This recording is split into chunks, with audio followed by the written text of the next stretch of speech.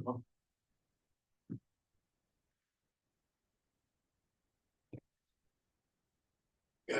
Around here too. All right, in 3, 2, 1.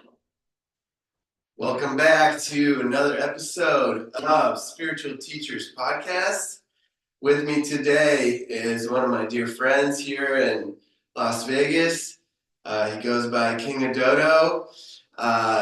He's a very extraordinary guest, someone who embodies the fusion of ancient wisdom, modern mastery, and the relentless pursuit of excellence. King Ododo is a shaman, a spiritual leader, a Reiki master, a visionary, and a sovereignty mentor. He is the founder of Perpetual Spring Academy, where he guides others in self-mastery, quantum energetics, and the art of reality creation. Through his work with Visionary Councils, shamanic journeying, and sovereignty training, he empowers people to reclaim their power, align with their highest timeline, and embody divine leadership. King Ododo, oh, yeah. Welcome in, man. That was quite the intro. Yeah, it's great to have you on, man. Thank you. Thank you so much. I'm really grateful to be here. I'm grateful to be here. And first, I'd love to open up a little sacred space. Here, I'd love to, for our divine transmission. And so I'd love to take a moment to just, this is, because it's going to be an exciting thing. But let's set it off on a nice tone. Beautiful. Right? Let's do it. So let's just take a couple focused deep breaths. Relaxing in, closing the eyes. Thank you for joining us in conversation. We give honor to the ancestors, the descendants, guides, and our highest selves. May this be an anchor that deepens and expands levels of awareness, rippling through the collective and the cosmos. Now giving gratitude for the Paiute Shoshone tribes, as they allow us to be virtuous stewards of these lands. May we all be good stewards to all lands.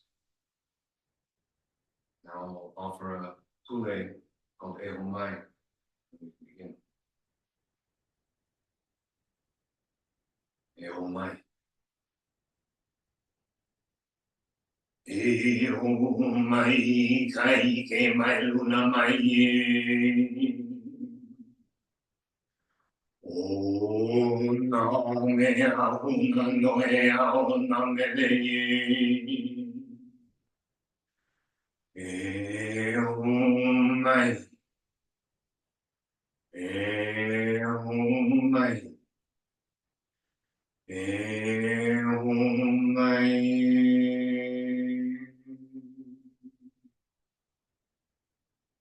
Grant us the knowledge from above. Allow us to hear the wisdom in the words. Grant us this knowledge. Thank you. Thank you, brother. That was beautiful. Can you speak a little bit about that? What is a pule? A pule is a prayer. It's Hawaiian, traditional Hawaiian spirituality. And it would be a prayer. This one specifically, I was given when I became a Reiki master. My teacher was the student of Kahuna Helumukua, who is a visionary of this great awakening, a prophet of ascension, if you will. And so I am in this lineage, and I received a red kihei,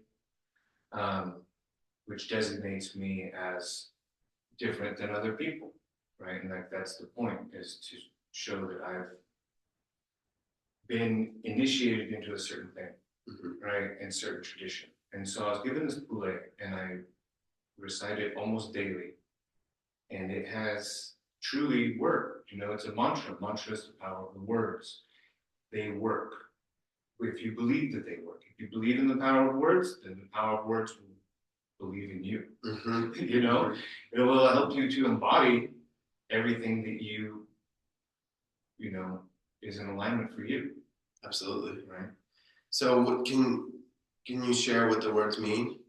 Oh, it means just that. It means Ehomai Kaike Mai Luna Mai is grant us the knowledge from above. And then the second line is allow us to hear the wisdom in the words, or it's like loosely translated, right? Because it's not direct translation. And then again, give us this knowledge. Beautiful. And so it's often I used to open up my daily ceremonies, all sacred space, anywhere where words are spoken, especially. Sometimes I just think about it in my own head. If I'm like in a conversational space where it's just like, I want everyone to just hear the wisdom in the words. Like, because sometimes I've often been misunderstood, even with the highest intentions in my words, because it was them choosing to misunderstand me. Right. So I just want people to know that my truth is always coming from love, even if it's a harsh truth, even if it's, maybe misspoken at times, it still was out of love, and love is just distorted through our densities, right? Like there's nothing wrong with the world, it's all just a distortion of love. Absolutely. Yeah. Okay, beautiful. So I think today I'd love to hear about your awakening journey, how this all started for you, where you grew up. Let's start with that. Okay. Well, I was born by the beach, raised in the Bay, California. So that's by San Francisco? Yeah, I was born in Newport Beach, overlooking the Pacific Ocean at Hope Hospital. And then I moved to the Bay Area when I was young. And I grew up there until I was about 15. Provided me with a lot of very deep roots in like the things, like the rebellious nature of the Bay Area, the progressive nature, the innovation. I grew up alongside with technology in the Silicon Valley, and that is huge to me because I'm an innovator. And I think about like what was my childhood, and it's like this is how we come full circle. It's like bringing who I was then into now, for sure, in an adult way. And so about 7 years ago, and then I moved to LA, and I lived there for about 10 years and whatever, and then like back and forth in California and whatnot. And then about 7 years ago, I was living in Las Vegas, and I started having pain. And it's like up until this point in my 20s, I was DJ, producer. I enjoyed warehouse club parties, like house parties, raves. Not like house parties, more like raves, more like a warehouse. Like you don't find out until it's like secret locations. Like the night of. Yeah, like very, very like after hours. Like there was a spot that I used to go to called Overpass, and yeah, like there's not. But my dad was right, and he said that there's not too many good things that happen after 3 a.m. No, but you know what? It was a lot of fun, great experiences. But I was also overweight my whole life, right? I was overweight, I was obese, I was negative thinking, I was self-destructive, and bad eating habits.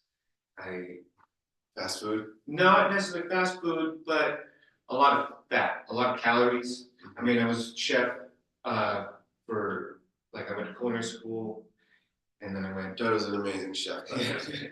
And I worked for Michelin-rated restaurants, James Beard Award-winning chefs for 15 years, and at some of the best award-winning restaurants and things that we're always looking for that pursuit of excellence, right? And so, anyways, long story short, I was kind of gluttonous in a way, and I knew that I had caused the pain from my negative thinking, my bad habits, these types of things. So the pain was in the abdomen? It was in my gut, yeah, like abdomen area, yeah. And I didn't know what it was, and I'm a really strong type of person, and so I'm like strong-willed. Yeah, I'm really resilient, And so I'm like, all right. And I'm also a really great self-healer. And I know how strong my body is. And so I'm like, it's temporary, I'll heal it. Internally, it's just temporary, because that's almost what happens for me. So at that moment in your life 7 years ago, had you already found Reiki? Not at all. Oh, okay. No. I had started. I'd been already been practicing Buddhist, Japanese Buddhist, for several years. I started practicing Zazen meditation when I was about 11, and or in 1996, as they might say. But yeah, so it's like Japanese Buddhism and Japanese samurai and Bushido culture was a foundation for me.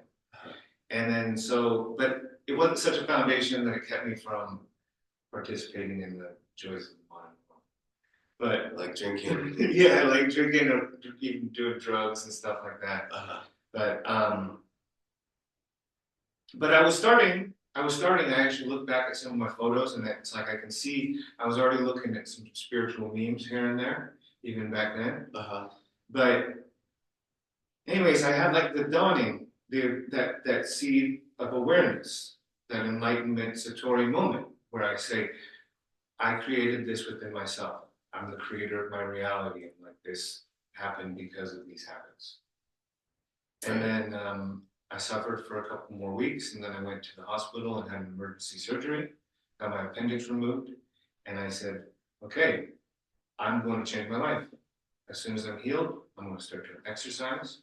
I'm going to get into shape. And I tried before, but I was yo-yoed back and forth, and the weight always came back. I was like steady 230 to 250, at the heaviest 280. And you're like 5'10", 5'9"? 5'11", 5'10". Yeah, and so it was stocky, strong boy.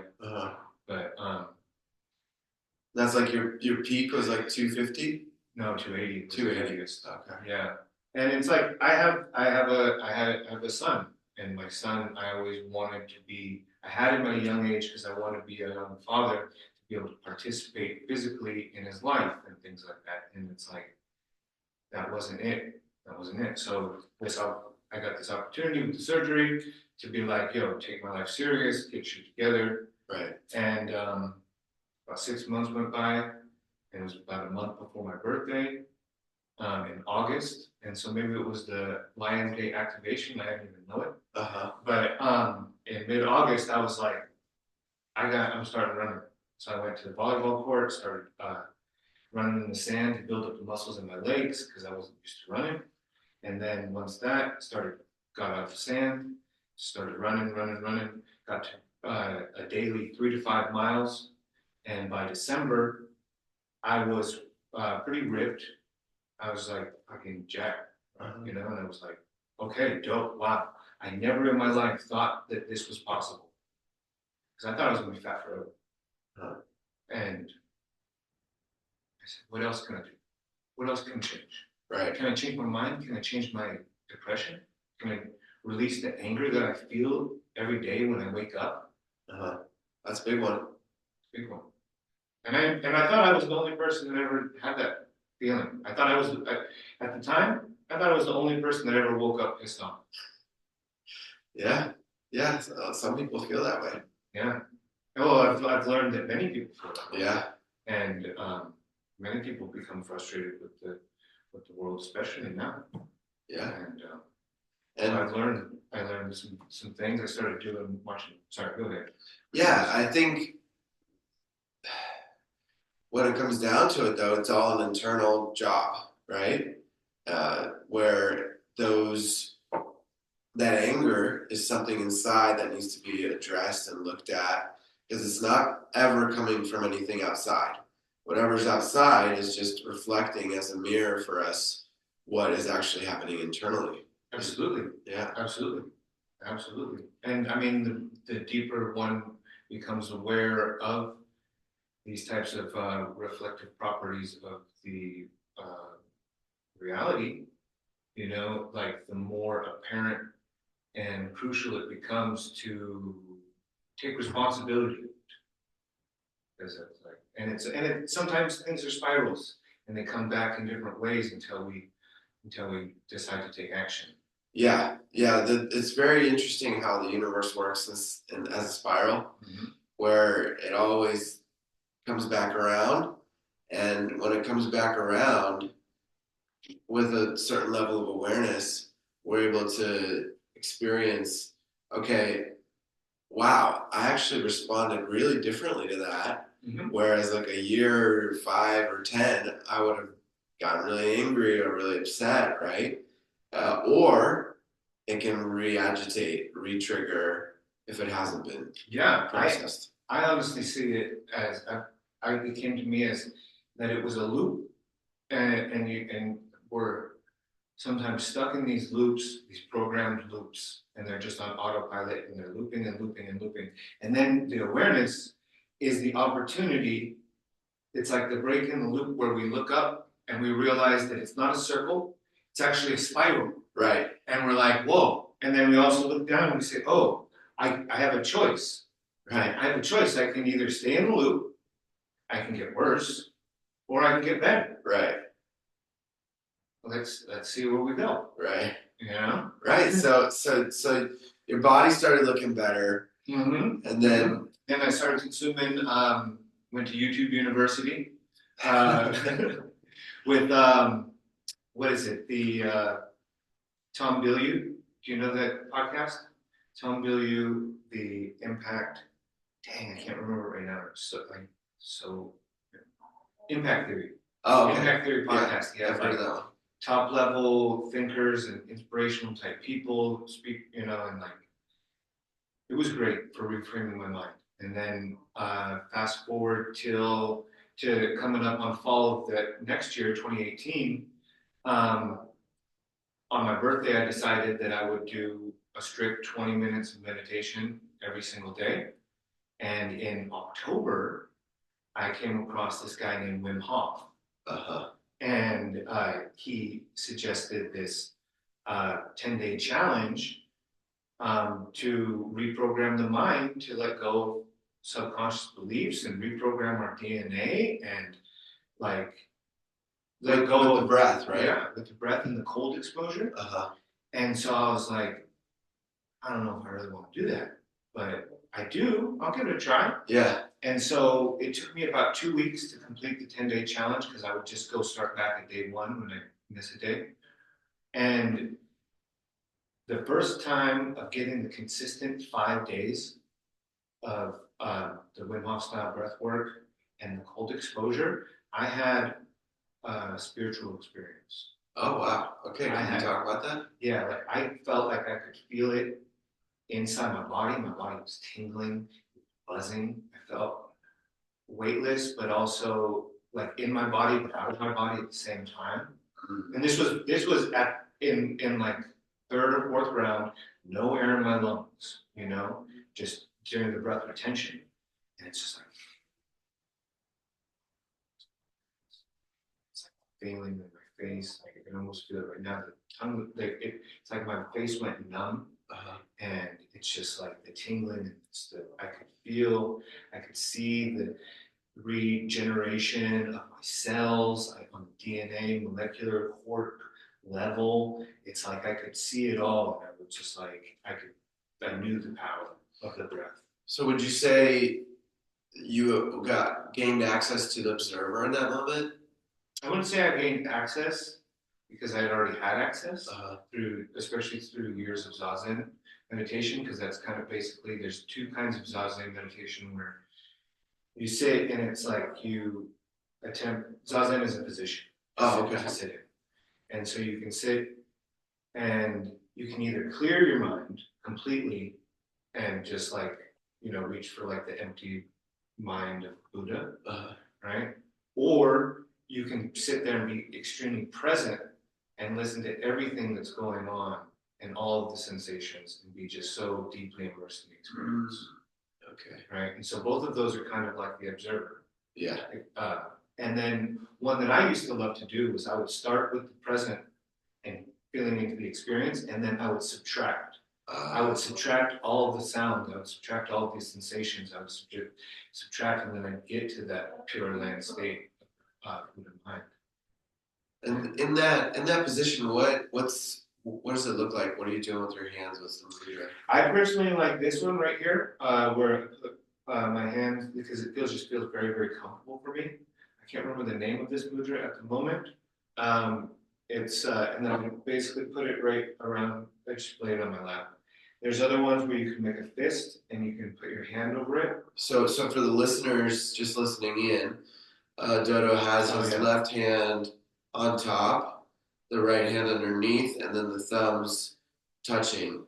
Kind of like towards the point. Yeah, like making a little cup with his hands, resting right in the center of his pelvis. Yeah, and just right on my lap, and because comfort, there's a balance of comfort and form, because you don't want to be too comfortable because it's intention. You're intentionally sitting, right? Right. But you don't want to be so uncomfortable that you're moving around and stuff. Like there's even like you get in the position and then you kind of lean and forward, back and forth, and side to side a little bit to try and find your balance. Okay. And then that way you can just sit for hours and hours because you have this balance and you have the straight spine and your balance between comfort and form, and it just becomes like that non-duality.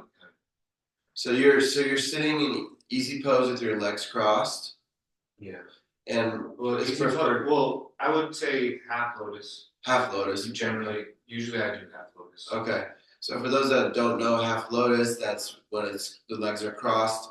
One leg is above the other leg, so it's tucked into the knee fold.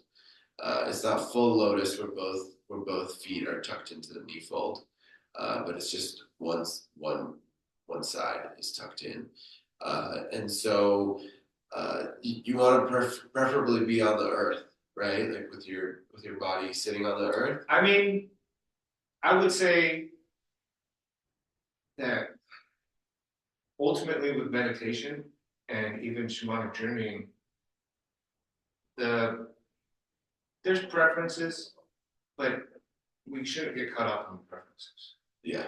There's benefits to ideal circumstances.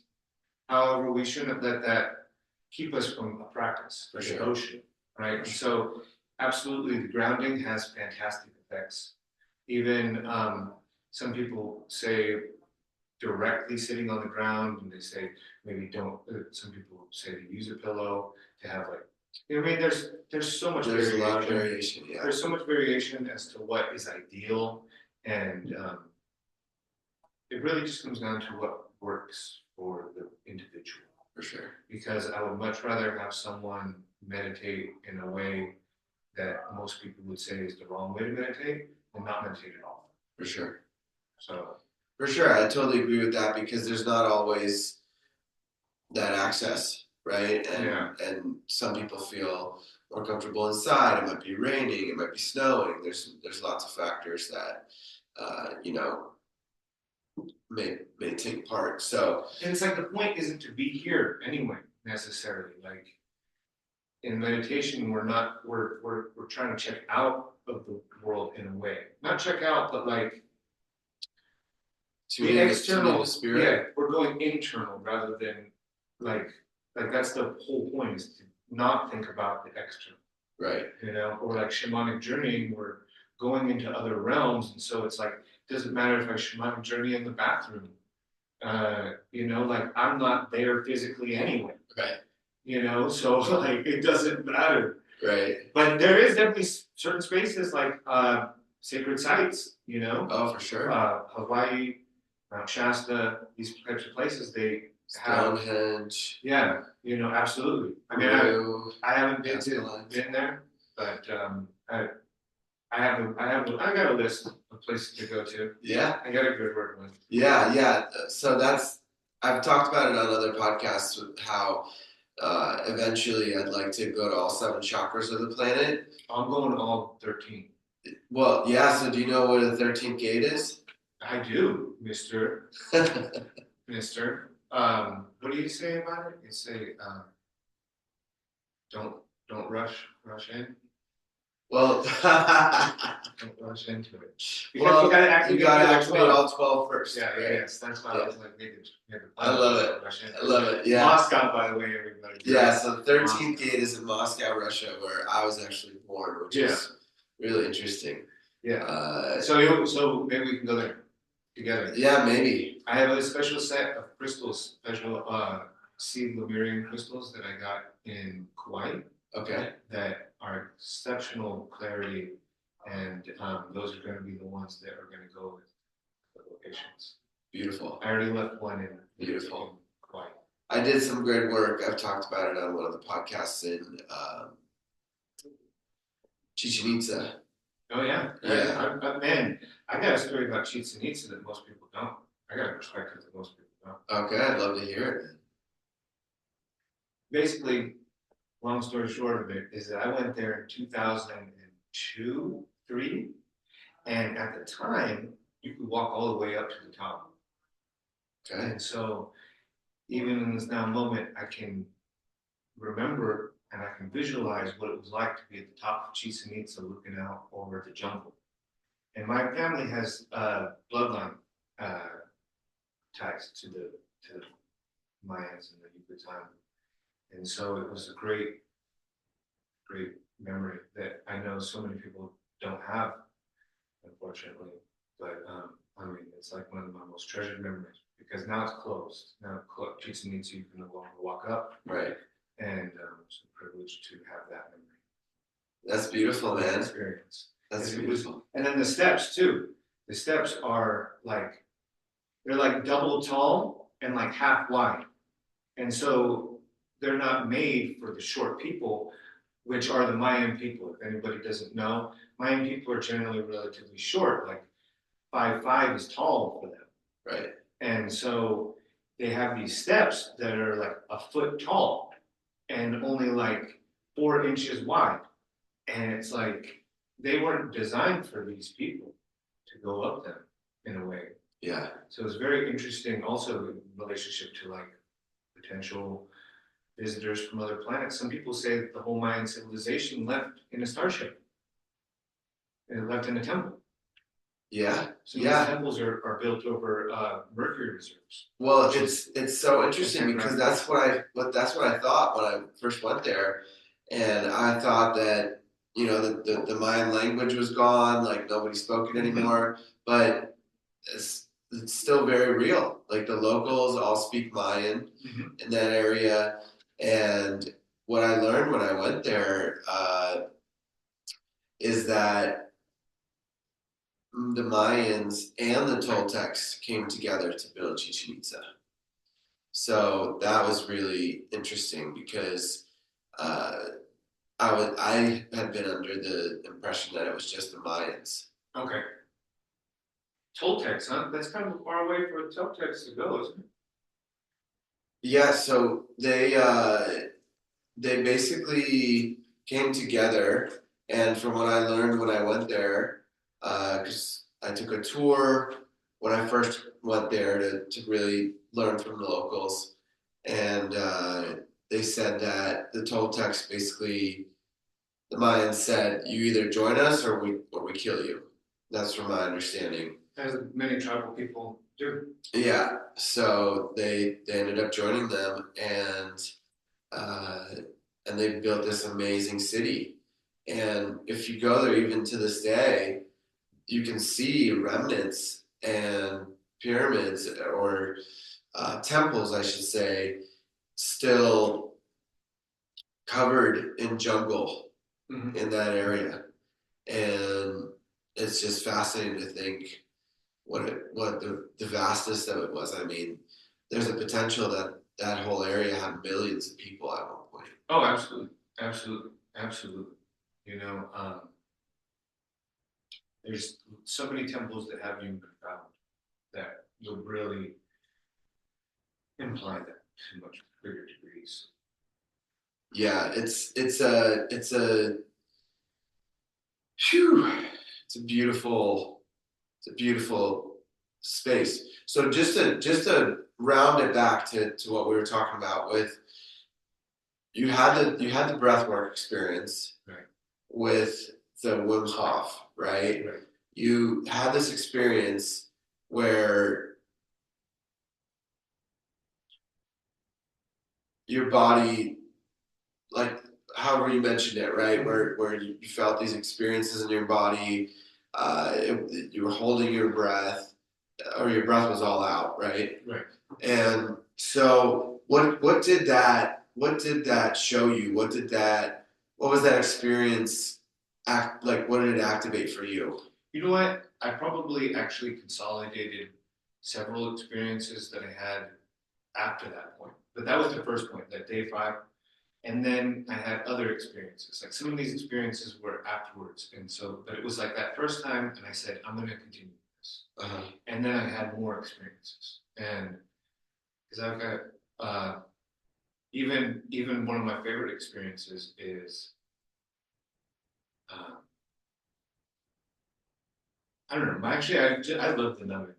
I love the numbing of the face for some reason. But I continued. I just continued, and then about 6 months later, I don't know why I had never really heard about Reiki or was interested in Reiki before, but all of a sudden, I decided to go to these Reiki circles. And the first time that I received Reiki, I was like, wow, this is like the breathwork experience. And so I didn't necessarily realize it as like a spiritual experience when I first started the breathwork. I just knew that I believed in more of like the science, because I'm also, like I like science a lot. So it's like I like to root things in real world application For sure. and like bridge things. Yeah. And so, especially at the time, I used to be a lot more mind mental. Yeah. Like heart driven. Right. But now I bridge that intuition, and it's like, how do I ground this into our reality for the future? How do we use this? For sure. So I had the Reiki experience the first time, and it reminded me of the breathwork experience, and I was like, yo, I gotta get into Reiki. And then I pretty much immediately knew that I wanted to be a Reiki master. Because I wanted to know everything. I had also already been studying energy and like what energy is and how energy works from philosophical and like metaphysical kind of standpoint. Yeah. Because it's like, I know that we could go look at science and like numbers, but I wanted to understand energy because like I've always believed in the Force. I've always believed in the Jedi. I've always believed in superheroes, in supernatural abilities. I've always imagined how to harness these things. Yeah, a lot of it's real. Yeah, absolutely. And I am actively calling in people, that super beings that want to evolve humanity's understanding of what is capable in varying degrees. Like there's a spectrum of that from, like not everybody has to have the same, not everybody has to move things with their mind, but there's different levels. It's an intention to live by. It's like an inner devotion to say, I recognize that what I've been told is limiting, and there's more potential within me, and I want to unlock it. Sure. Yeah. Yeah, and in India, they consider there's certain superpowers that come online the more you meditate, the more you practice yoga, the more you really devote yourself to the path. And they call those siddhis or siddhis. And those are considered a distraction from the path. Because if one focuses too much on those, then it takes them away from. There's a possibility of the ego attaching to that ability, right? And so they say, like one of my teachers, he would just say, you know, those will come online. That's going to happen pretty much to everyone, right? And then he said, don't get focused on it. Just keep going. Just keep meditating. Keep flowing. And then these things are just there. And I was reflecting on that this morning on the drive over to your house, actually. I was listening to Joe Rogan talking about this with one of his guests. And I was thinking about how, since this body is so temporary, right? Getting caught up on anything like that, developing anything that's not going to potentially serve and help the next generations, it isn't so important to me personally. Mm-hmm. So like I want to build for the next generations, you know, the ones that are really gonna help anchor in the new earth and really already doing it in their own way, right? But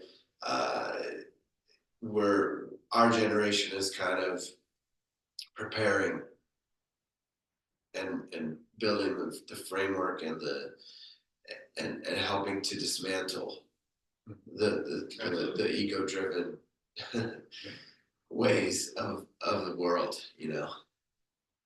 And so you're saying that,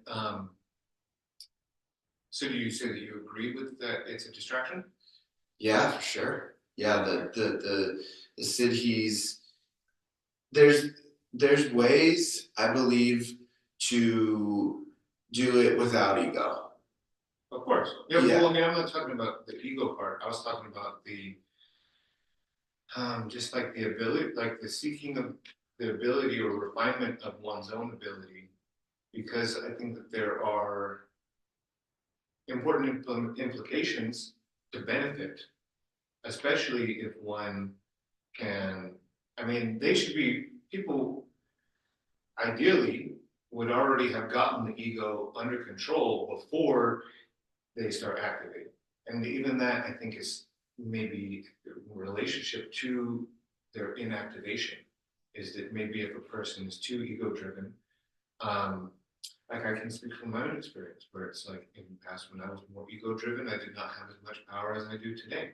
But with great power comes great responsibility, and so more power has come online for me because I've created a more sustainable foundation that is rooted in virtue and benevolence, and that's my platform. So it's like helping people to evolve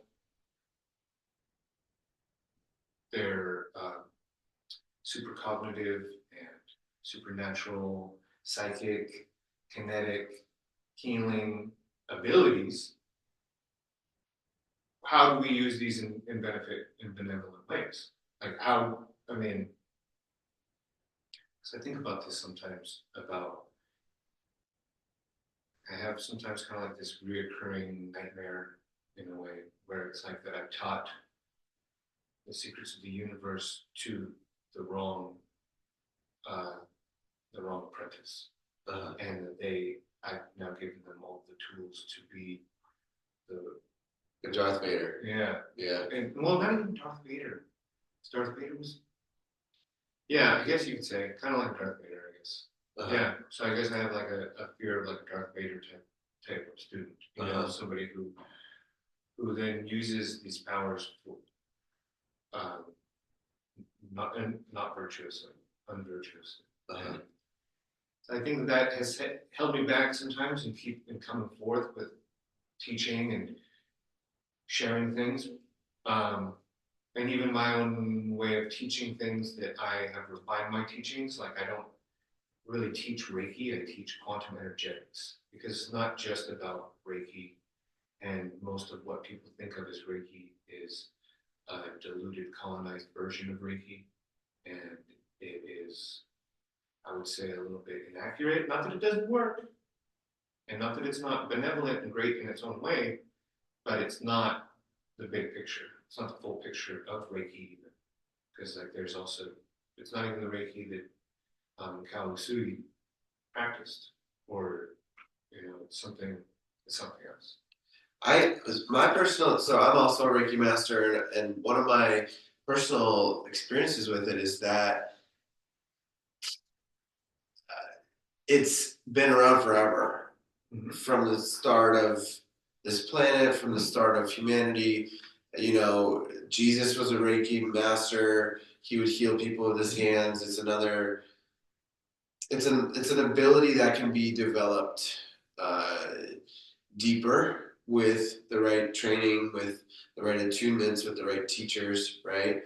And it's also something that we naturally have as kids. We were talking about a little earlier, right? Where, like, as a kid, I was doing Reiki on trees, on animals, on my grandparents, on my parents, and I would it just felt great. Like I would just feel this connection with this beautiful tree in my elementary school, and with the animals. They would just, calm down and just be really relaxed, and the tree was so wise, and so this big oak tree, and it was really sad actually, because I went back there a couple of years ago to see my elementary school, and uh, I went to a big event in Washington D.C.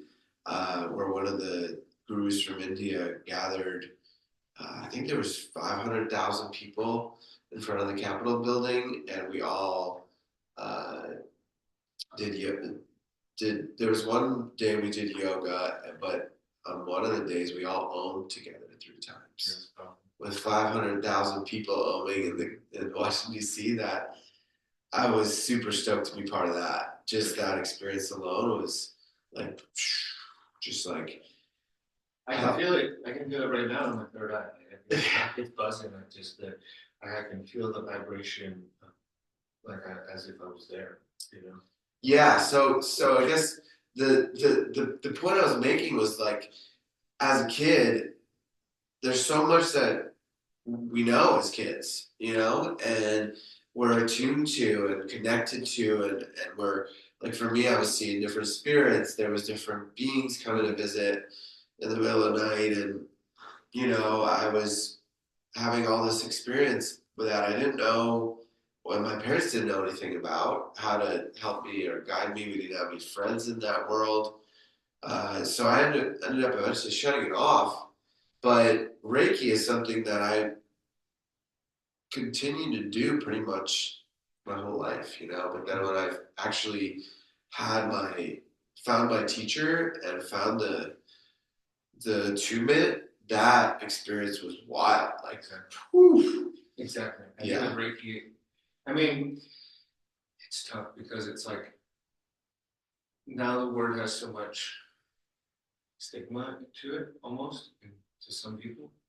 But it's such a pure word. In a way, it's kind of like the word shaman, where it's like there are these words that they're kind of inaccurate, but they're also like they have stigma attached to them to certain people. But they're also like the most accurate way to kind of convey a collective thought form, right? And so Reiki's definitely a gateway.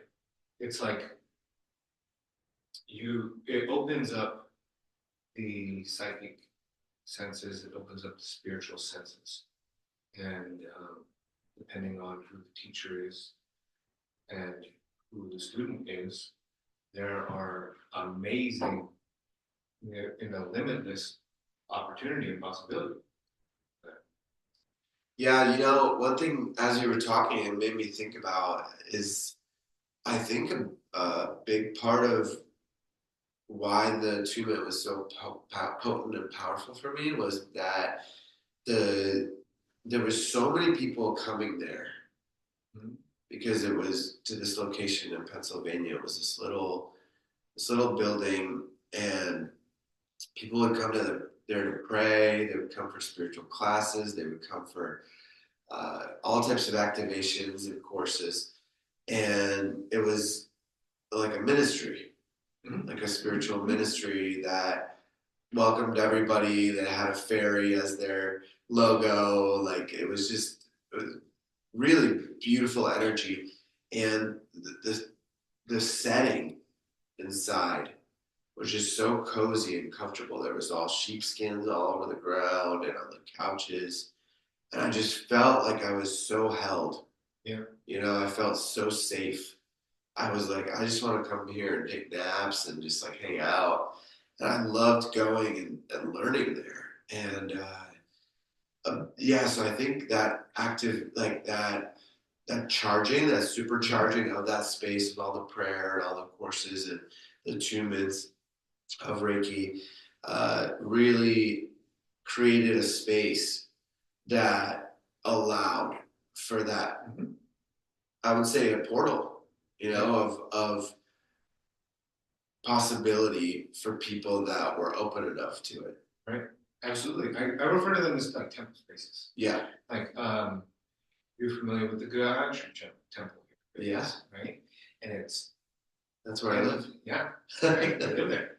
I currently live at Zenden, which is another temple space. There's been Garden of Divinity, the Sovereignty Sanctuary, the Blue Diamond Oasis. There's all these little temples here, and there's the elders, the Temple of the Elders. And so it's like there's these little temple spaces here in Las Vegas that it really comes down to, I would say, the steward of the temple space. That they put it's an expression of who they are. And they provide this sanctuary because it's a reflection of the energy that they've cultivated and they want to share. And so we come to these people to sit with and to learn from, and they've created these beautiful spaces that they all have their unique energies, but there's something to it about cultivating this temple space energy that is replicable and highly potent. Highly potent. I think that anyone can turn their space into a temple space. However, there are certain temple master builders, as they say, right? Like, not everyone can build one like where you went to, for instance, or there's certain, not that there's any better or worse, but there's more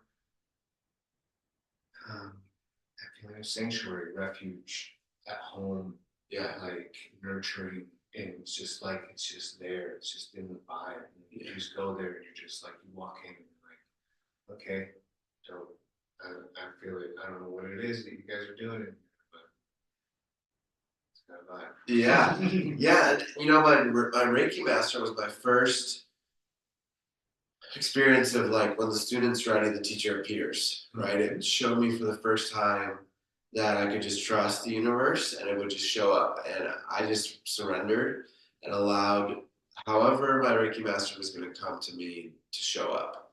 And I remember I was doing an internship for physical therapy, and somebody brought in this magazine. And I remember turning to the last page, and there she was, my spiritual Reiki master. And I don't even think it was a spiritual magazine, bro. It was just like a regular magazine that she put her ad in. I open it up, and this like I could feel her energy, like her vibe was just like, oh yeah, that's my teacher. Okay. Did you have an experience like that with your Reiki master?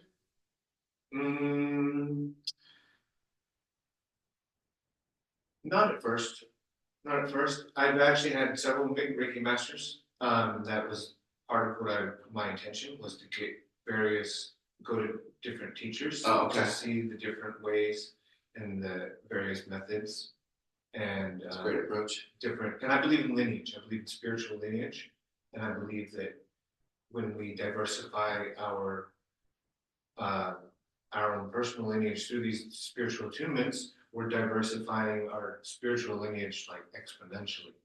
And when you say spiritual lineage, it's like over lifetimes, right? Okay, so two different ways, I guess. I would say the journey of the soul. There's a soul lineage, and then like the spiritual lineage. I guess the spiritual lineage would, in this respect, would be the teachings that one has become attuned to in this lifetime through various cultural or various perspectives, right? Yeah. And then the soul lineage is the progression of the soul from source. So it's like what other planets, what other lifetimes, where else in the world, what incarnations have I already experienced throughout time and space, dimensions of experience, and that's the journey of the soul, as I say. Okay. And so yeah, like I have a program called Legacy of Impact, where it's a 5-part program to know yourself, where it starts with your DNA ancestry, and then your soul's lineage, autobiography, so examining this life. So it's like you get your past, your present, and then dream casting, which is what is my vision for myself, what is my ideal in this life, and then your legacy. And it's like, how do I want to be remembered? Yeah. And it's like there's so much power from these types of programs to know the self. Yeah. And one of the greatest abilities is to know our lineage and to know how far back and to remember as much as possible. Because if we can remember our lineage to and as the one infinite creator, I'm like speechless in how you describe the amount of like power and influence one has within all realms of existence, personally, collectively, time, space. It's amazing. Yeah. And I've seen proof, and I've seen actual proof. I'm a projector. And so I put in human design. In human design, I'm a projector. And so it's like I'm a visionary, I'm a leader. And so I have ideas, and sometimes these ideas are manifest in the world before I can even act on them. But it's like, I know that was my idea. Like, not that it was like mine. Well, who's mine? Who's me? Who's me? It was I's idea. It was my idea. Because, I mean, from the gently embellished egoic perspective, it was my idea, you know, and it felt like mine, and it felt like my original thought. It felt like my creativity in action. It felt like my planning of the concept, of the idea, my notes, my envisioning. I envisioned the whole thing. Like there's been some things where there was a time when I was working on a song, and I took 6 months working on it, but I could have done it in 3. And one day I was sitting there on SoundCloud, and because it had a very specific song structure to it, and certain sounds that were very unique. And some motherfucker made that song without seeing any of your information. No, it was all on my computer, my own progress, and I never heard a song similar at all. Felt like my whole creative idea, even down to like some of the sounds that are used in the song, and it's just like. Well, that brings up a really interesting question. Like, what is a thought? Like, where does that come from? Right? So if the thought is coming from, I mean, I guess like I don't necessarily. I just like, I practice more discernment than investigation, where I am like, is it a good thought? Is it a bad thought? Is it benevolent? Is it benevolent? Is it malevolent? Yeah. Is it going to progress? Is it going towards my progress, or is it going towards my detriment? Rather than where did it come from? Where did I get this idea from? Because although I do, as a disclaimer, I do have certain energetic practices in place where I shield myself from psychic attack, because I do understand that there is a psychic war going on where there are people putting out frequencies that are proven mind control. ability and influencing the mind, and I know that that kind of stuff happens. I'm aware that that stuff happens, and so I do shield myself, and I have specific intentions and declarations to not be a victim, especially not to be a victim of any systems of oppression. Do you want to share any of those for the listeners, like any tools that they could use to shield themselves? I would say the conscious awareness of one's own divine sovereignty is an ongoing practice. And so it's not necessarily like a step-by-step, oh, hey, now you know you're divinely sovereign. Right. But like, that's kind of the ultimate thing, I guess. Shielding, even in a metaphysical sense, of putting up a white or a golden bubble around oneself, enveloping oneself in a sphere. See, when I have a process where every day I do Qigong, Reiki, and both Western Reiki and Japanese Reiki. I have this whole process I call charging the 3 diamonds and then aligning the chakras. And I also build out a 12D shield. And so it's like I have this process of putting up different layers of protection on a daily basis, and then charging my energy centers, charging my 7 chakras within my body, charging the 12 chakras all together, and then the three diamonds are the 3 dantians in traditional Chinese medicine: the abdomen, the heart, and the third eye. And so it's like I charge up all of these different energy centers, and I do the qigong along with it, and the breathing, and that is my basic rising, like, foundational practice. Also affirmation. That's not necessarily part of that process, although speaking the activation is, I guess, affirming. Because while I'm doing the different hand movements, there's certain things that I say to activate, like Reiki, activate the flames, the sacred flames, because not like a lot of people know about the violet flame, but there's 7. Well, there's various. I mean, depending on whose perspective. Well, 7 that I know of, because there's a book called The 7 Sacred Flames that yes, is really powerful. Yes, which is very Mount Shasta oriented, ascended master vibe. However, there is more to the flames than just them. And the black, the gold, the rainbow, and the violet are my 4 that I like to use the most. But so I activate it. I activate that. I put on Reiki gloves of protection. A lot of people were taught Reiki and they don't know anything about Reiki gloves of protection. But when you go activate the Reiki for yourself, you put on Reiki gloves of protection. All you gotta do is imagine yourself putting on gloves. Have the intention that you're putting on Reiki gloves of protection. And then when you're done, you imagine taking them off and throwing them into the green flame of compassion. Okay. And that is a fantastic thing that a lot of Reiki practitioners have no idea. They were never taught about shielding themselves, about protecting themselves, which is part of why I have a little bit of a chip on my shoulder against Western Reiki, because they are having these teachers and all these practitioners, and they're sometimes channeling negativity even, because they're not even protected or aware themselves. And then they're giving it off to clients. And like, I've heard I deal with a lot of removal of these types of things. People come to me and they say, yeah, I went to this guy over here and I think I got an entity attached to me now. I think something was on him and jumped onto me. Right. And like, what's up? I went to Reiki and I've been sick every day since. And I go and I say, yeah, this worked. Yeah. You know? And so that's some of the work that I kind of do.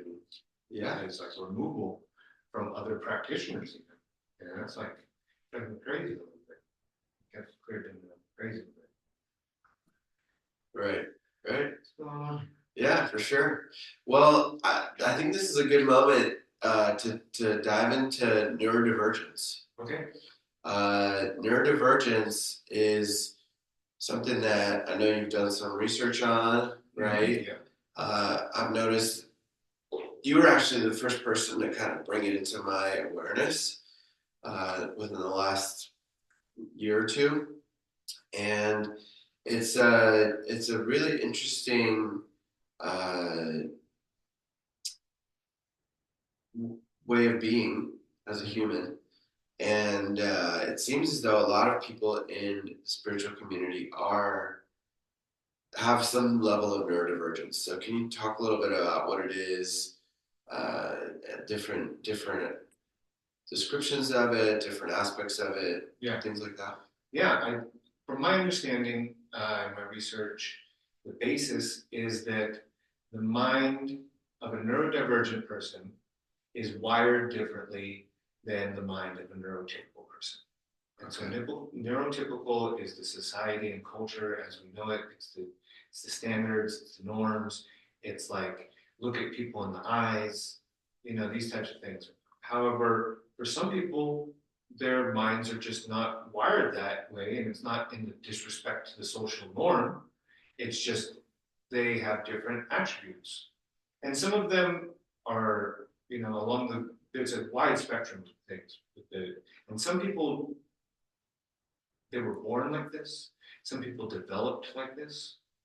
And so it's after years of programming their like neurotypical or neurodivergent behaviors.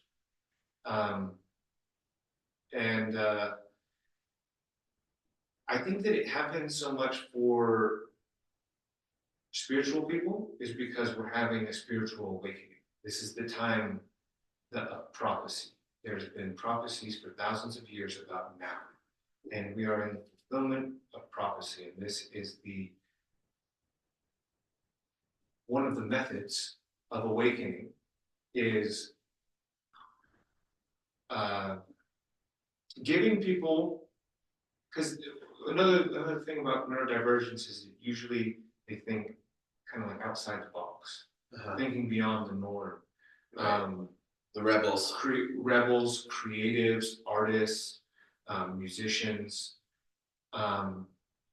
visionaries, innovators, right? Because they see things from a different perspective than the normal people, or not normal, but yeah. So would ADHD, autism, Down syndrome, would those all be considered neurodivergence? I'm not sure about Down syndrome, but ADHD, excessive compulsive disorder, autism spectrum, even some people would say that certain level. I mean, I don't necessarily like to get too much into diagnoses or the more official designations, right? Because I'm not that. I'm not a psychologist. I'm not a psychiatrist. Right. I don't know what actually makes people different and the nuances, and so I don't necessarily like to speak too much about that. Yeah, it's basically a lot of people who maybe society might view as being mentally unstable or mental health issues could possibly be on the neurodivergent spectrum, and some of them could be very tapped in spiritual ways, right? And there's some ideas about like schizophrenics that are maybe having trouble balancing being in different realms, right? And that it's actually more of a spiritual thing than like a mental health issue. Right. Yeah. There's many cultures actually where, when there are signs of schizophrenia, they bring the person to the shaman and they start their training. Yeah. They start becoming an apprentice and learning how to tune into those worlds and tap into that realm, Yeah, absolutely. Because that's like, I got a little note right here I think about, because it's like hyper focus, intuitive pattern recognition, sensory and energetic sensitivities. Like these things are sometimes looked at as a negative, but I don't even know how to explain the pattern recognition, because that's why I'm so good at designing new systems, is because I can take in all the data and I see the patterns, I can see, or even the people, like I can see their behavioral patterns, and I'm just like, okay, it's all data, and I'm adding it all up, and I'm doing it so quickly, and then paired with the intuition, and it's like, okay, I think I know exactly what's going on, and a lot of times I'm right. Like a lot of people, they don't like it that I'm right so often because they sometimes say that I have like that I need to be more humble about being right. But if I'm right at like 80-90% of the time, like I mean, not everybody is that accurate, but I do research. I have a lifelong learning. One of the most important things I learned as a child was that if I could teach myself, I could learn anything. And there's been a lot of gaslighting in my life, also with the ADD and the neurodivergence. And what is gaslighting for people that don't know? Gaslighting for people that don't know is for when one feels that they have a knowledge of themselves and someone externally tries to deceive them into believing that they're wrong about something that they know, that they think, or an experience that they're having. Like if I were to say, yo, those clouds are looking beautiful, and then you turn around and you're like, there's no clouds in the sky. And I'm like, yo, I can see the clouds. Right. You're like, no, there's no clouds. Uh-huh. You're imagining it. And I think that happened to a lot of people with psychic abilities, a lot of people that are neurodivergent, a lot of people that have these gifts. Like you said earlier about, having to shut it down. Right. And because we had to shut down in order to fit in a way, because we were young and we were like, oh, I don't know. I guess it might be better. And then old program about being ostracized from the village. And it's like that is survival. We got it because we're innately community-driven people. Right. And so it's like, it's tough for those of us who are gifted individuals sometimes. Well, to me, it seems as though there's a reason for that our soul chose to have these abilities. I consider them abilities and gifts. So somebody like yourself that's really good at patterns would be really good at stock market stuff. Possibly, if I had also the numbers. Yeah. Because the numbers and the understanding of the stock. Because I'm better at it. I'm a good investor at taking my intuition, at more leveraging more my intuition and pattern recognition. Oh, okay. Because I buy when I get this intuitive signal. Right. To buy. I buy where and when, and I do pretty well with my portfolio. Right. And shout out, I'm always looking to invest more money. And because if I'm getting these wins, I'm literally like, yo, do you want to make more money? Right. No? Okay, cool. Then don't work with me. Like, do you want me to help you get some gains on your portfolio? Okay, well, give me some money and give me a week and let's see what I can do for you in a week based off my intuitive trading. And if you like the results, then let's keep going. And that's basically a new thing that I've started doing recently was this 1 week. And I have this structure and started with a couple clients already.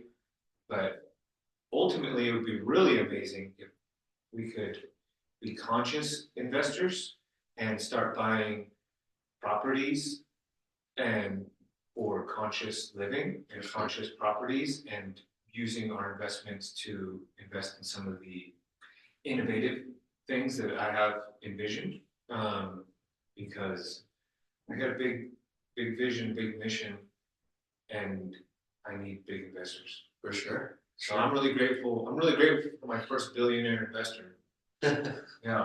Because that's what I'm going to need. My vision is like billions. Yeah. It's not like I don't need hundreds are great. Like don't get me wrong. I'm grateful. I'm just saying in the scope of the scale that I've already planned for, my vision is going to incorporate billions. But it's not all my money, it's all our money. We're all contributing. The bigger it grows, it's going to have more people and it's going to serve more people. For sure.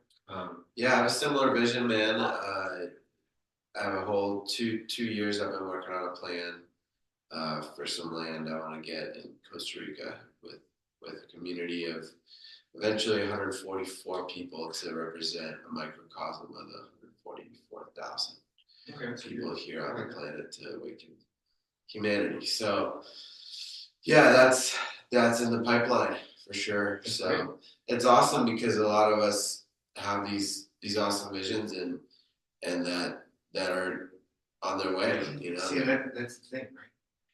That's where I come in, my vision. Is because everybody's got their own limited vision. Not minimizing. I just mean to say that everyone has their unique vision for their communities.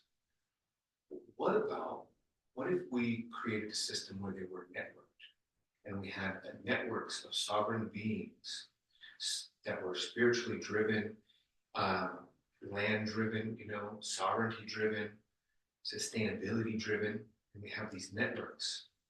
And then we even set up our own cryptocurrency, where then we're trading within our communities. Right. And it doesn't matter if the location doesn't matter because it's decentralized.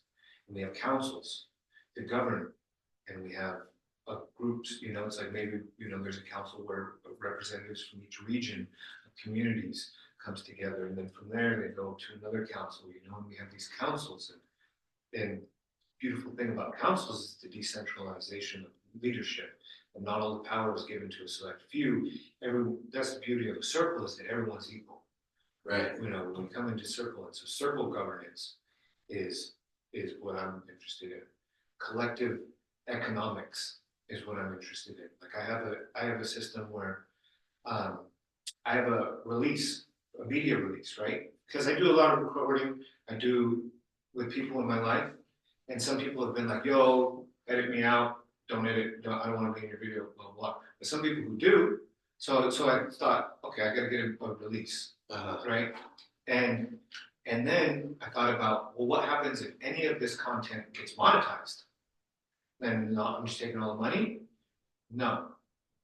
So we have the release. So you sign the release, all right, cool. Next step of the release is a collective, pot, where I get a percentage as the creator, right? But then the rest is evenly distributed amongst everybody that signed up, which also incentivizes them to promote any and all material that I'm in, because any and all social media or audiovisual presence, if any of it gets monetized, it gets distributed and it gets gains for everybody. And so I think about these types of ways of collective economics, where how do we keep our own sovereignty and keep our fair cut, but also distribute most of it away.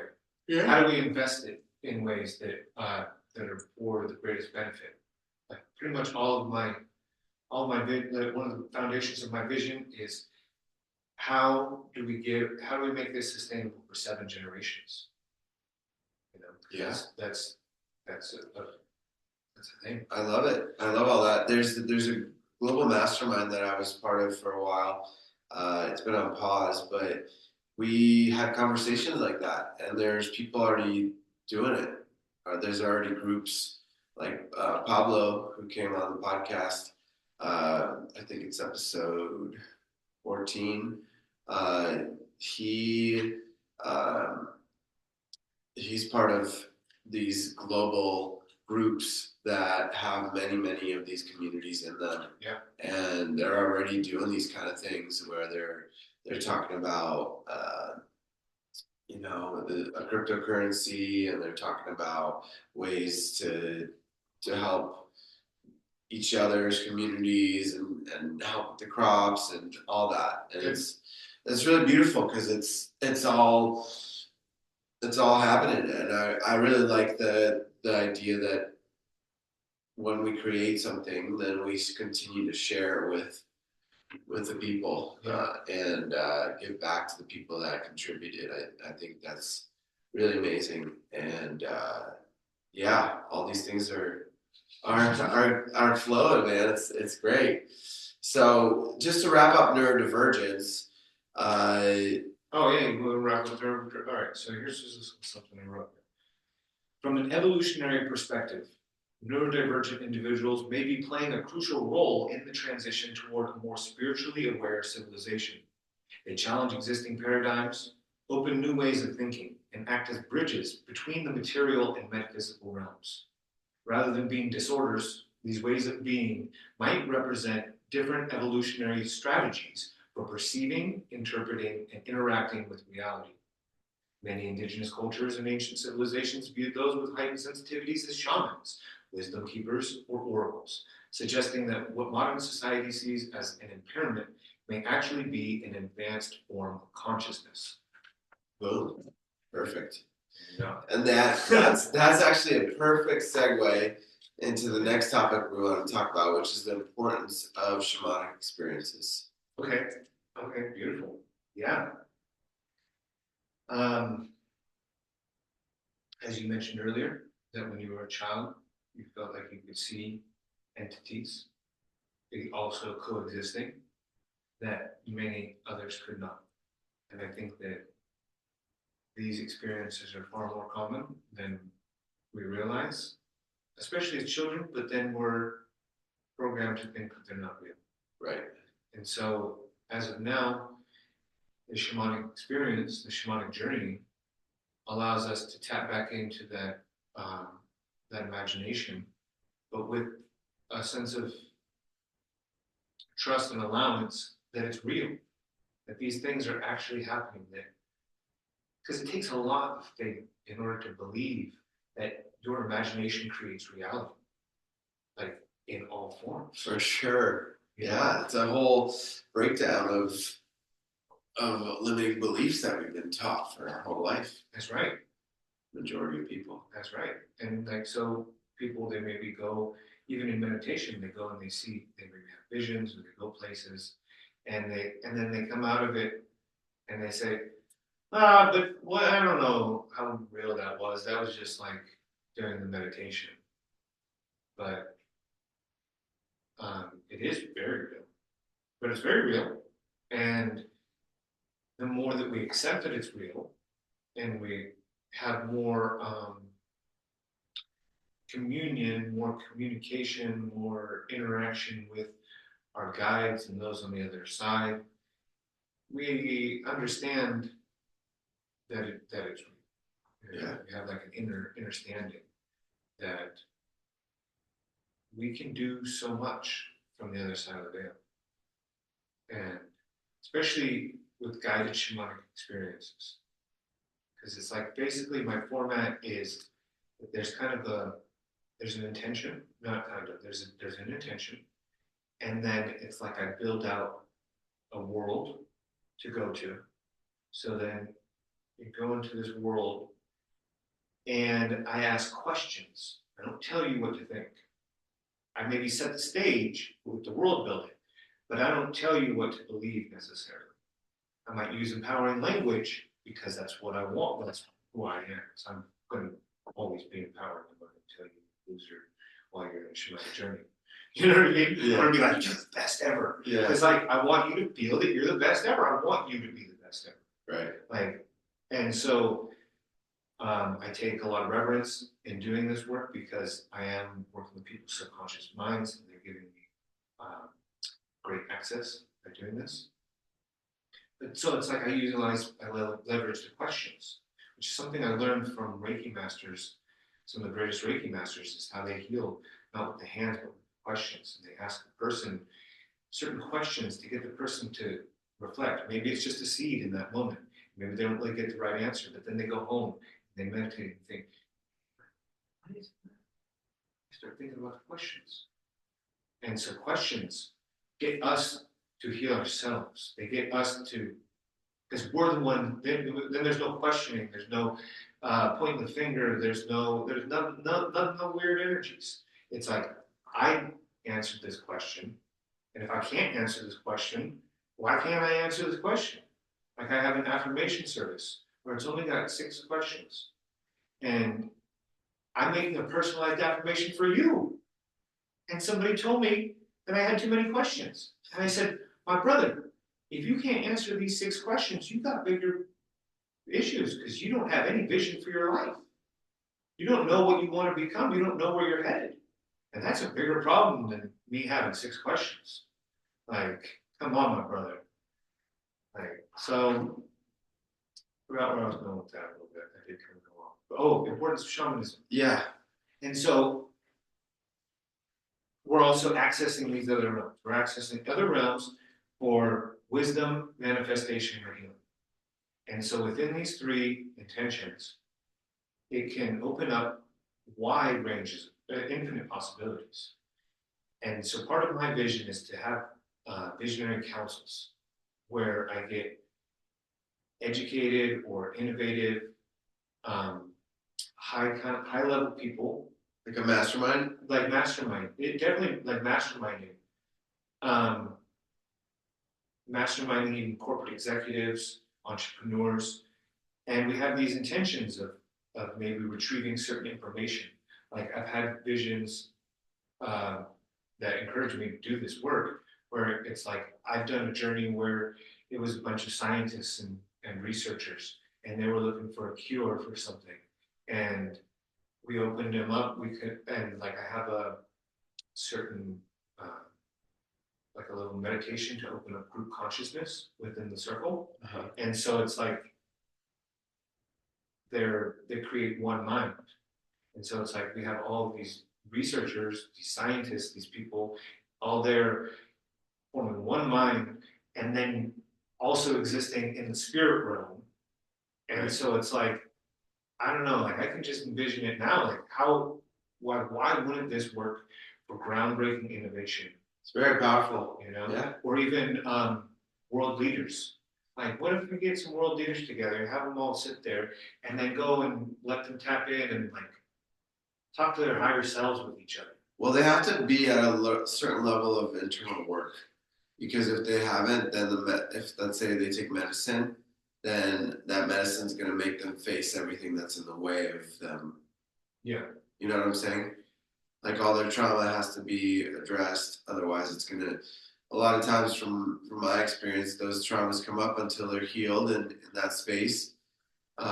So I think just doing that as the beginning stages of that, you know, right? Like, yeah, that's one of the more complex parts of it is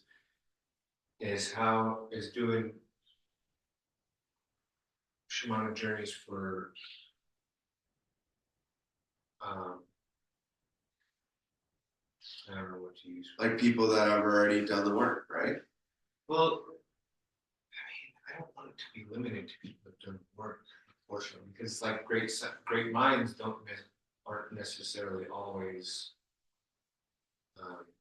They don't always do that. They're not always like, you know, maybe they're focused on their research and they're not like concerned with processing their ego. That they're like the best researcher in the field. Like I would definitely want that guy. I don't know. Yeah, I mean, there definitely is. What do you call it? Like layers. Well, there's layers, and I think that by the time that I get to the bigger layers, I'll figure these types of things out.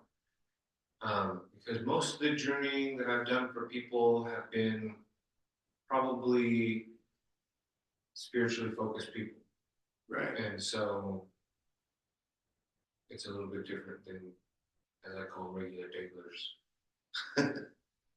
No disrespect, okay? I'm just saying, like they're the ones that are just chilling. And in Harry Potter, they call them muggles. Muggles, right? Like, I mean, there's different. You know, some people call them NPCs. Like, I think muggles and NPCs are a little different. But but any terminology I use, whether jokingly or not, there's no disrespect. Right. Yeah, I'm not trying to disrespect anybody. It's just an awareness that there's a hierarchy and we're not all at the top.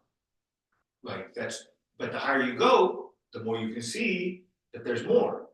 Yeah. That's the thing about higher perspective, like being the human design projector. I see things from a bird's eye view.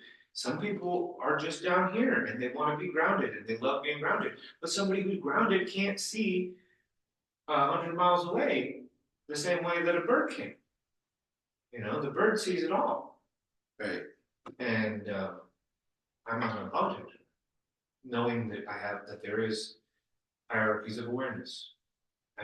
But there's also the paradox that we're all one, we're all equal. I'm not saying that I'm any better because I have this awareness.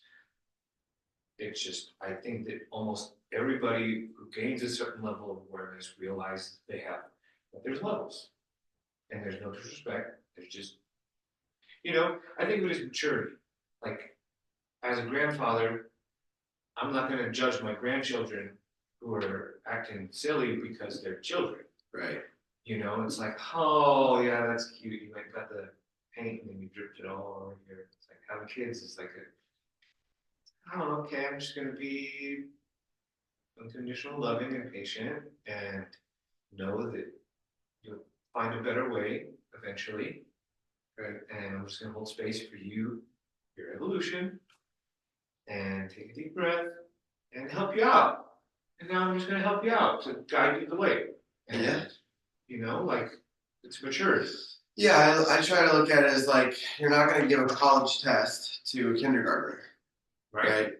So you have to go through different levels of initiation, different levels of spiritual self-work and activations in order to reach those higher levels of frequency and alignment. It's just part of the journey. Yeah. It's no separation. I try really hard, or not try, but one of my highest intentions is to remain in unity consciousness and to remain in the understanding that there's no separation and that the love comes from that, right? Yeah. And the interconnectedness of everything, that everything's interconnected. And for a long time, most of my life, I've thought in a very collective type way. I'm like a collectivist, not so much an individualist. I like being sovereign, but I like sovereign collectivism. And so it's like, how do you do that? Well, it's balance. It's like living in different spiritual houses, spiritually focused houses. I've learned that it takes a lot of diplomacy to learn how to navigate the dynamics of a community where everyone is part of the basis of the community is sovereignty. And there's virtuous sovereignty, and then there's asshole sovereignty. You know what I mean? Like there's people who they're sovereign and they're doing whatever they want, but like without thinking of others. Yeah, but they're not thinking of others. Right? And they might even get whatever they want. So they're maybe master manifestors, and maybe people look up to them and their ways of being, and the distortions happen and things like that. But it's like virtuous sovereignty is always the way I think, is to like see like how can we make this better? How can we come together? More compassion, more understanding, more acceptance, not tolerance, but acceptance. Because we need to have boundaries too, and speaking our truth. And it's a funny thing, because then what happens when there's somebody that doesn't want to follow the rules in a way? How do we have enlightened justice? Right. I don't really want to just kick people out. Right. But it's an interesting thing. Have you ever heard of Ubuntu? Yeah. I love Ubuntu. Have you read The Law of One? I have not read The Law of One, but I've listened to a lot of the channelings, especially from Quo. Okay. I'm not sure if you're familiar with Quo, but Quo is a combination of Hatuan, Latui, and Ra. Okay. In different dimensions, like fourth, fifth, and sixth dimension, they created a collective consciousness called Quo. Okay. So the reason I ask is because in the Law of One, they mentioned how Ubuntu is the way of the future of the new earth. And for those that don't know, Ubuntu is a way of living that started in Africa, more in the southern region of Africa, where it's a way of living where there's no money, no trade type of community, where it's all a gifting community. Mm-hmm. So let's say you are a chicken farmer in the community. You have like 30 chickens, right? And we have an overabundance of eggs from the chickens. We just don't have it. We have way too much coming in than we have to use, right? So what happens is we take the excess eggs and we just gift them to our neighbors. And let's say they have way more bananas than we do, so they just gift us bananas. But it's not because we gave them the eggs; it's just because they want to give us the bananas. And they're doing that to the other neighbors and the other neighbors, and we're continuing to spread the abundance and the joy of having all those eggs in the community. And it's just a really beautiful way of living, where you're also spending 3 hours a week, 3 to 4 hours a week, contributing to a community project. So everybody gets together for 3 hours, and let's say we want to build a road through the community. We're all digging and kind of pulling out roots and rocks and creating this road to the Shala, for example, right? And when everybody contributes those 4 hours to the community projects, then it just allows everything to grow and evolve way more quickly because everybody's part of it, and then it builds bonds and it builds these relationships. And I just love it. I think it's one of the best designs of the way humanity lives and can live. So it's, yeah, the TV just took the logo off, but it's all good. I think they took the remote back. Oh. So yeah, we got to enjoy the remote or the logo for a little bit. But yeah, Ubuntu, it's absolutely. I think those are great points because it really, you mentioned early on about basically generosity, and I was talking to somebody the other day, and their version of generosity was, I give more so I can receive more. And I pointed out to them that that's a slight distortion there, because it's not that it's bad to be expecting something, but don't expect something because of the giving. Right. Right? True generosity, in my perspective, is to be giving without expectation of return. Just gifting because you want to, not because you expect some type of return. And I think that I see sometimes in the metaphysical community where there's talk, where it's very similar, where it's like, I'm going to do this so that I can get this, or I'm going to be a good person. It's like that's religion, right? Like that was the old story of religion. I'm going to be this good person so I can get to heaven and be afraid of God, and so then he'll like me.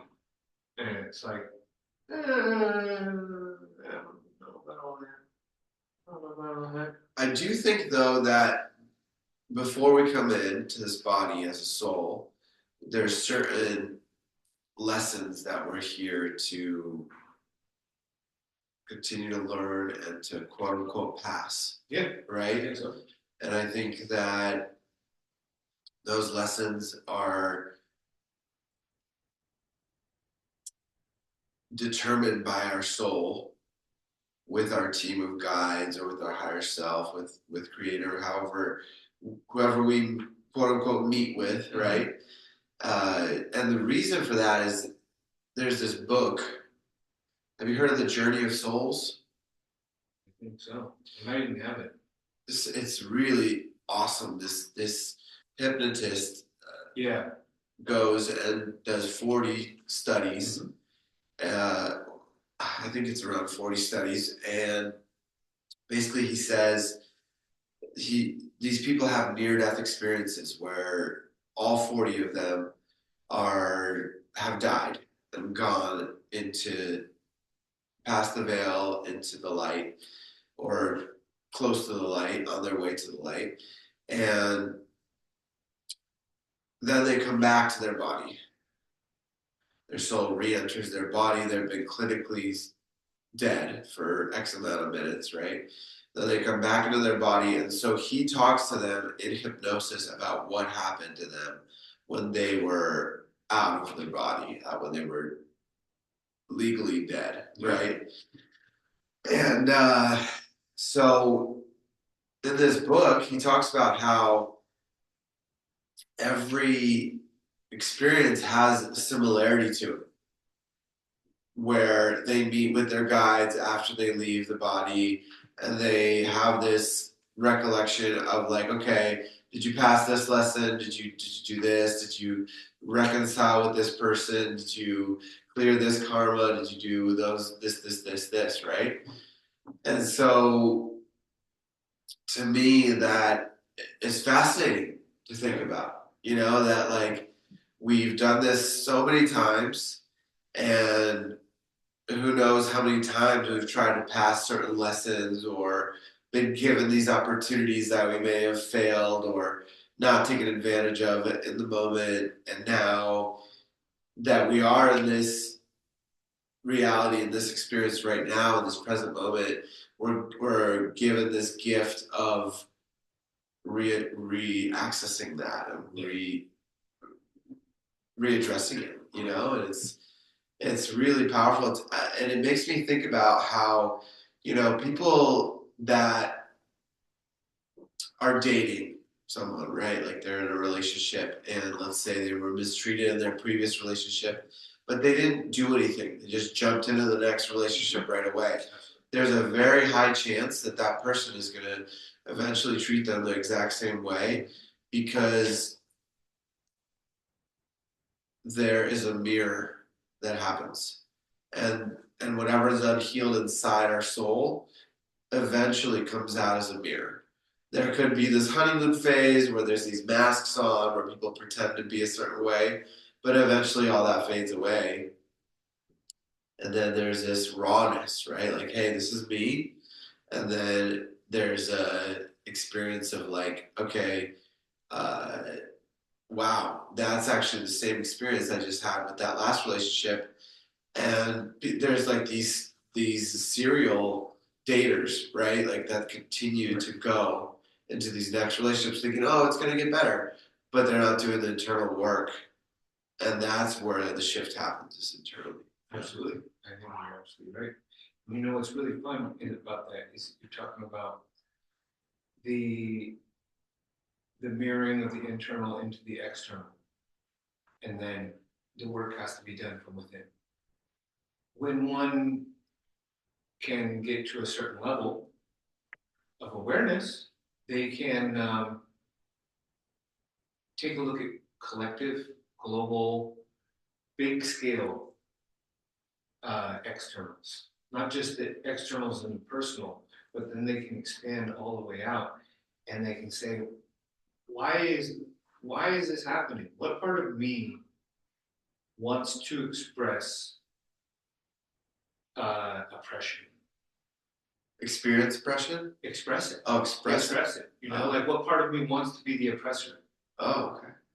What part of me is unhealed as the victim that wants to experience the oppressor? Right.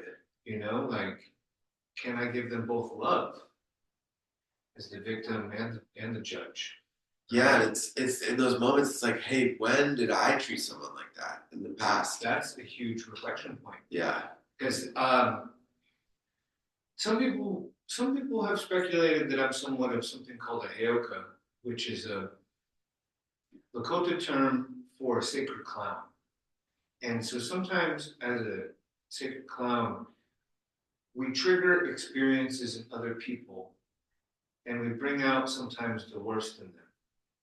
And the fun part about it is that sometimes then it gets inverted. One of my teachers, many elders, he used to talk about the inversion effect of the Heyoka, where someone will come up and say to him, "Hey, you're such a, this and that, blah, blah, blah, blah, and, you did this thing to me, and blah, blah, blah, blah, blah, blah, blah, blah." And it didn't really play out that way. It was actually a projection from the other person. And then he'd sit back and say, "Okay, thank you for that. Oh." And then he'd observe as somebody would treat that person in the same exact way that they just treated him, or accuse him, or like they would do the same thing that they just accused him of doing. And he'd be like, and then they'd realize it. And then they'd turn to him and say, "Oh, I'm sorry for earlier. I guess I do the same thing." He'd be like, "Mm-hmm. Yeah, that's inversion. Thank you very much. Thanks very much for that awareness. Bye. Now you're healed. Go ahead now. Sit with it. Now go sit with it."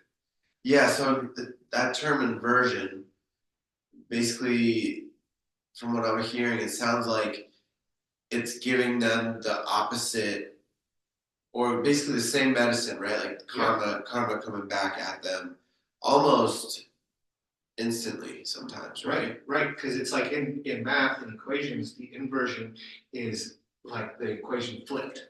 Right. And so that's where the idea kind of comes from, is the idea that it's like there's an equation of energy here, and then the equation gets flipped so that the person can have the experience, and they can then be given the choice of whether or not of what to do, to be humble and recognize that they were a jerk, or if they want to double down on it and be like, "Hey, that ain't real, like whatever, you still did that thing to me," and blah, blah, blah, blah. To continue the cycle. Yeah. Like we were talking about earlier. And so that's the medicine of the Heyoka, is to give people that point of choice sometimes, and say, "Is this how you want to be? Right. Is this really how you want to, like I had an argument a few weeks ago with somebody, and they were accusing me of some unsavory things, and which were totally unfounded, and it was a projection from them. And I was like, "You sure you want it?" Okay, I was like, "Yo, let me just stop you and let me clarify that this is all your own projection, and that this is unwise for you to continue," and like set them straight. And I was like, "Is this how you still want to continue with this?" And they're like, "Yeah, because you." Okay, yeah, me. Okay. I was like, "You're clearly projecting this from your own hurt perspective." Oh, and they're like, "Yeah, but you." I was like, do you not know what projections are? Right. Like, I tell you that it's a projection, and then you go in and point the finger at me. Like, so sometimes in those experiences, though, there is medicine for the person receiving it as well. So was there any medicine in that experience for you, for example? The further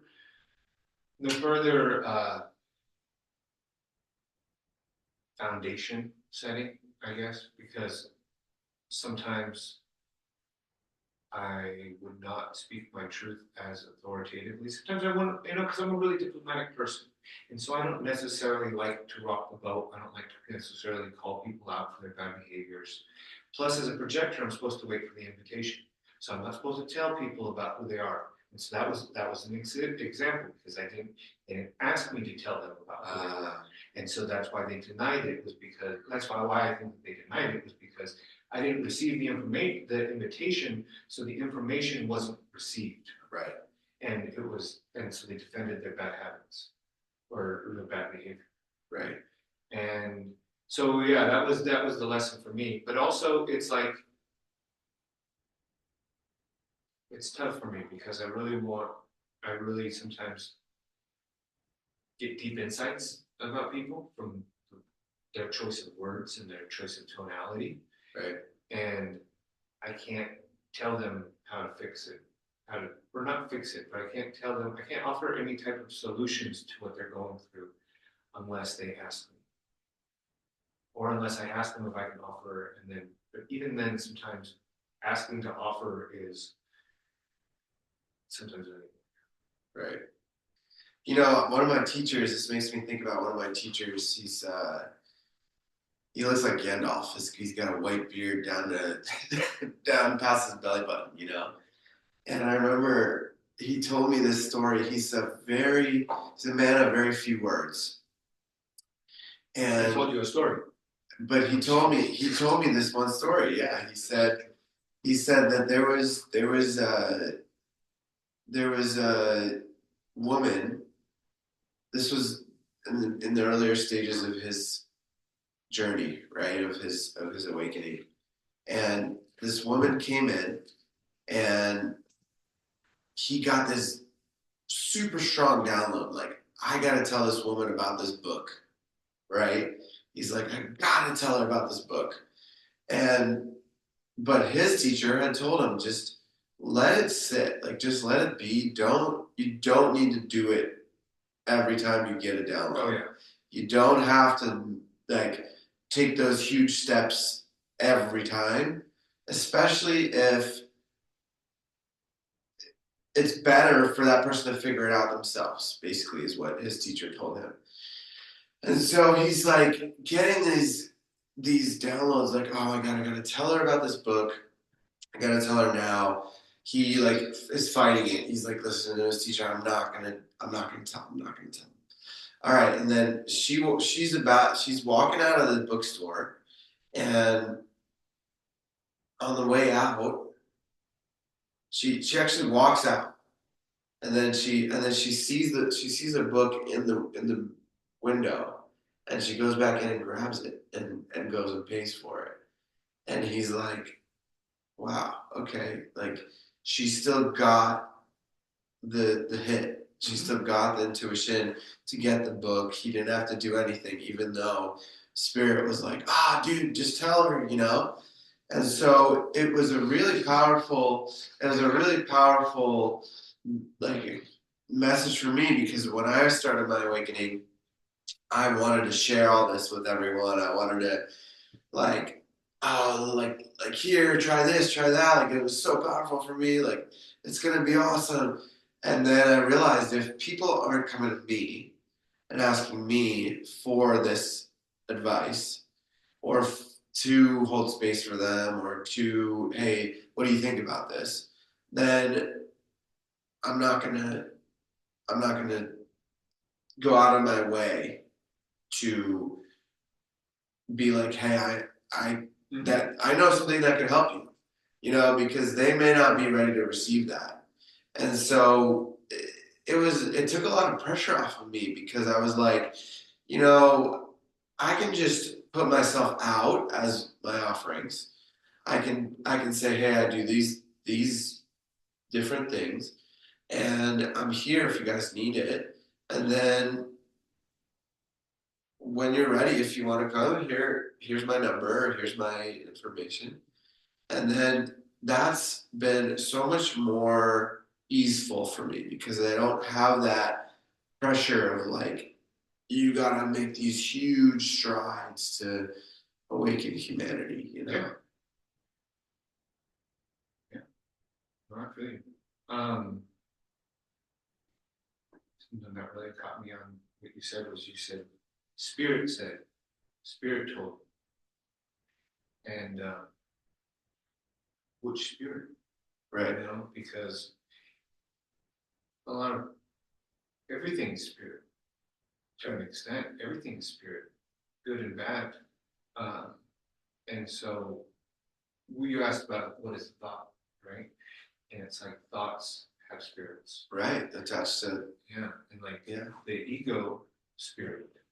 Right. And so it's like, or maybe it was an inner child excitement spirit that told them to say it, right? So it's an interesting thing, because it's that discernment of which spirit is it? My friend. Is it a benevolent spirit? Because right. I hear people say, "Oh, Spirit told me this, Spirit told me that." Right. It's like sometimes I can feel it, where it's like, which spirit? Right. You know, like in my intuition, it says, "Well, who? which spirit? Do you know which spirit? Like in my head, I just say this when I hear someone say it sometimes. I'm saying, I don't know if you even know what spirit is talking about. If it's the great spirit, spirit, you know? Yeah, that's what I was in reference to when I said which thought, because you know, one of my buddies, he shared with me that for him, and I've done a little bit of research on it, it seems to be the case. It may not be for everybody, but it seems as though on the right side of the head is more of the benevolent beings when you receive message on the right side. When it's on the left side, it's more of the denser, more malevolent beings. Interesting. And I don't know how true that is, but I've been kind of experimenting with that. But there is a level of attunement to one's own body to even be able to tune in, like, where is that coming in, right? Like in men's work, we sometimes ask, like, okay, you have an emotion, tie that emotion to a sensation in your body, right? Like, okay, I'm feeling this tension in my right under my chest, right? Like in my solar plexus. And okay, what emotion is it that is being felt there? And because the body is all about feeling, right? Like angels, for example, don't have a physical body to feel. Our body is such a transmitter for emotion, and it's really interesting to develop those capabilities to feel, even like, okay. And for me, it's even still challenging to feel, okay, which side of my head am I receiving this thought from? Or, you know, meditation is a great place to practice this. Yeah, I like that. And you know what makes me think about is that the right side is the creative side, left side is more logical, I think, right? That's correct. And so the logical side is the denser forms, right? You know, like if you think of AI. Huh? AI. Is that what? AI is neutral.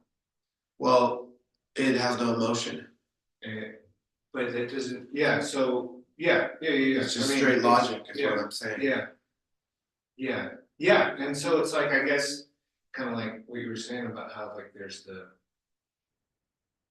inclination to come in from the left brain, because like you said, like transmitters, and so it's like sometimes the lower dimensional thought forms have ties to ego and logic and reason. Right. Whereas higher dimensional thought forms are usually like love, expression, creativity, and, you know, innovation on like the right side, right? And so it kind of makes sense, because I've never heard of that, but it makes a lot of sense. But what I think is really best is to develop hemisync and then activate the prefrontal cortex. What's hemisync? Hemisync is when you can develop the coordination between your left side and your right side, because they're hemispheres, and so it's a hemisync. And so when one can do that, and then you got the two sides, and then you activate like the prefrontal cortex as well, then you develop what you call a bird brain. And you can start to learn the language of the birds. As they say in esoteric, there's an esoteric thought, or they call it the green language also, which is green. So it's like heart, but it's also the brain, the bird, because it's like wings in the tail, kind of, right? Okay. And so that's what is known as also Christ consciousness, right? Because Christ consciousness is the cross, is the two sides, and then the alignment of the up and down, right? It's the hemisync and all the chakras. That's the sign of the cross. That's how you become. That's Christ consciousness is the balance of the two sides of the brain. And so this language of birds is symbolism, learning to really decode symbolism, sacred geometry, And then word structure, word, knowing the vibrations of words beyond words, like, because word is not just a sound, word itself is a concept of creation, right? Like a vibration. Yeah, it's like, it's very primal essence. And then words, there's various forms of words, which, right? But word itself in like the most conceptual is creation, right? From my perspective. Yeah. And so this language of the birds helps us to also understand and to see how our words are reflecting and how they create the reality that we want or that we're experiencing. And so it's, again, the bird metaphor, the bird is the bird's eye view. So it's kind of like bird language, bird's eye view, higher perspectives. Oh, okay. I will choose wisely what to say, when to say it, discernment. Is it for me? Am I speaking for me? Or am I speaking for the other person? So many people these days, they just talk and talk and talk, just give their own voice.